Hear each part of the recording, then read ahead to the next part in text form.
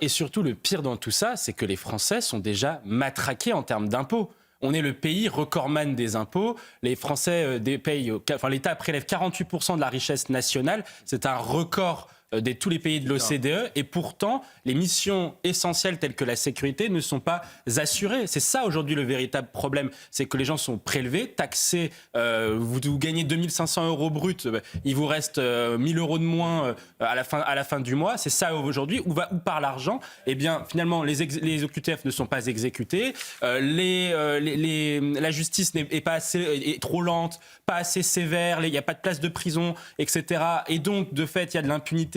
Et donc, vous avez des jeunes ou des moins jeunes qui s'adonnent de plus en plus à des scènes de pillage lors des émeutes. Et ensuite, après, comme a dit Alexandre Devecchio, c'est les Français qui se sont encore aux Français de payer les indemnisations des manquements de l'État. C'est insupportable. En 2022. Mathieu Hoc. Oui, et d'autant plus qu'aujourd'hui, la question qui est de plus en plus posée, on arrive à la fin de la parenthèse Emmanuel Macron, c'est est-ce que notamment les 3 totems que vous affichez, les Français vivent mieux aujourd'hui qu'ils ne vivaient en 2017. C'est ça aujourd'hui le véritable problème.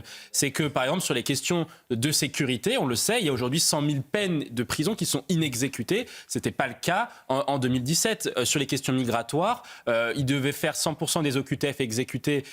Il ne l'a pas fait, il est à moins de 10% structurellement. Les faits de délinquance, par exemple, les tentatives d'homicide ont été multipliées par 2 depuis 2017. C'est ça aujourd'hui le bilan d'Emmanuel Macron. Et donc ceux qui sont comptables d'une certaine façon, même si, comme a dit Arnaud, ils cherchent à s'en détacher, n'arriveront pas à s'en détacher parce que de toute façon, ils sont comptables de ce bilan-là. Je pense notamment à Édouard Philippe et à Gabriel Attal. Et donc, le sujet maintenant, et vous avez raison aussi d'ajouter un point sur la fidélité. Moi, par exemple, je pense, sur le Rassemblement national, je pense que si Jordan Bardella profitait de la dynamique autour du procès de Marine Le Pen pour essayer de se détacher de Marine LePen, il serait de la même façon sanctionné que Gabriel Attal et je retiens quand même de cette Éric Nolot.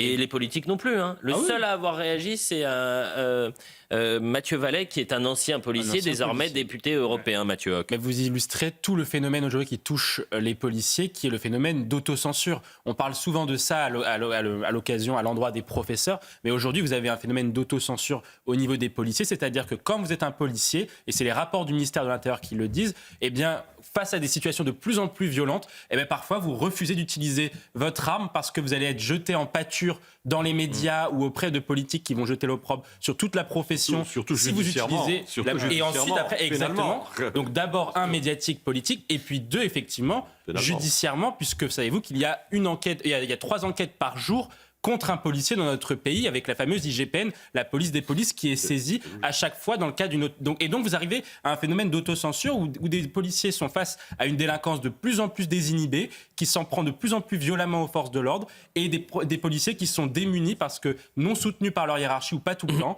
en tout cas par les politiques qui sont les patrons, les grands patrons des policiers, et par tout le système médiatique. Mais aujourd'hui, combien de plaintes ont été déposées pour des propos à caractère antisémite et combien de plaintes sont restées lettres mortes, Mathieu Hoc ? C'est un des enjeux majeurs dans notre société aujourd'hui. Tout à fait. On ne peut pas aujourd'hui reprocher à Aurore Bergé, à une partie du gouvernement, de ne pas s'emparer de ce sujet-là. Mais effectivement, la grosse faille, le gros manquement de la lutte contre l'antisémitisme de la part du gouvernement français, c'est sur la réponse judiciaire. Alors, il n'a pas tous les leviers dessus, mais les chiffres qui ont été donnés, qui sont donnés souvent, c'est que vous avez eu depuis le 7 octobre un peu plus de 3000 actes antisémites en France. C'est une explosion sans précédent sur les dernières décennies.